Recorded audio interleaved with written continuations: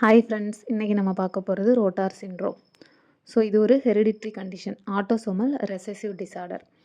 So இது வந்துட்டு ஒரு பினைன் கண்டிஷன் தான், ரொம்ப ப்ராப்ளமேட்டிக் ஒன் கிடையாது. லைஃப் லாங் இருக்கும். பட் வந்துட்டு ஓகே, அதை வச்சு லைஃப் லாங் நம்ம எக்ஸ்பெக்டன்சி நல்லாயிருக்கும் அப்படி சொல்கிற கண்டிஷன். இதில் என்ன இருக்குன்னா, காஞ்சுகேட்டட் ஹைப்பர் பிலிரூபினிமியா, பிலிரூபின் காஞ்சுகேட் ஆகிருக்கும்ல லிவரில், அது வந்து ஹையாக இருக்கும். ஸோ இதோட காசஸ் அப்படின்னு பார்த்தோம்னா, ஹெப்பாட்டிக் ஸ்டோரேஜில் ஏதாவது டிஃபெக்ட் இருந்துச்சுன்னா காஞ்சுகேட்டட் பிலிரூபினையே ரீஅப்டேக் பண்ணிக்கும் பாடி. அப்படி இருக்கும்போது நிறையா ஹைப்பர் பிலிரூபினிமியா வந்துடும்.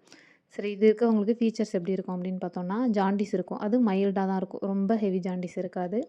நெக்ஸ்ட்டு பிளட்டில் பார்த்தோம் அப்படின்னா, இன்க்ரீஸ்டு காஞ்சுகேட்டட் பிலிரூபின் லெவல் ஹையாக இருக்கும். யூரினில் பிலிரூபின் பாசிட்டிவ் டெஸ்ட் இருக்கும்.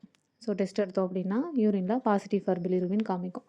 இதில் பயாப்சி எடுத்து பார்த்தோம் அப்படின்னா லிவர் வந்து நார்மலாக இருக்கும், எந்த ஒரு பிக்மெண்டேஷனுமே தெரியாது.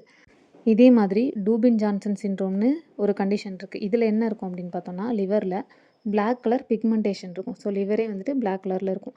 இது மட்டும்தான் இந்த ரோட்டார் சிண்ட்ரோமுக்கும் டூபின் ஜான்சன் சிண்ட்ரோமுக்கும் இருக்கிற ஒரே ஒரு டிஃப்ரென்ஷியேட்டிங் பாயிண்ட். இது கொஷினில் கேட்கலாம். ஸோ லிவரோட பிக்மெண்டேஷன் இருக்கிறது, இதில் இல்லாதது, அது மட்டும்தான் இதோட டிஃப்ரென்ஸு. ஸோ இந்த ரோட்டார் சிண்ட்ரோட ப்ரொக்னோசிஸ்னு பார்த்தோம்னா எக்ஸலண்ட் தான். ஏன்னா இதனால் வந்துட்டு அவங்களோட லைஃப் எக்ஸ்பெக்டன்சி எல்லாம் குறையாது. லைஃப் லாங் இருந்தாலும் அவங்களால உயிர் வாழ முடியும் நல்லா.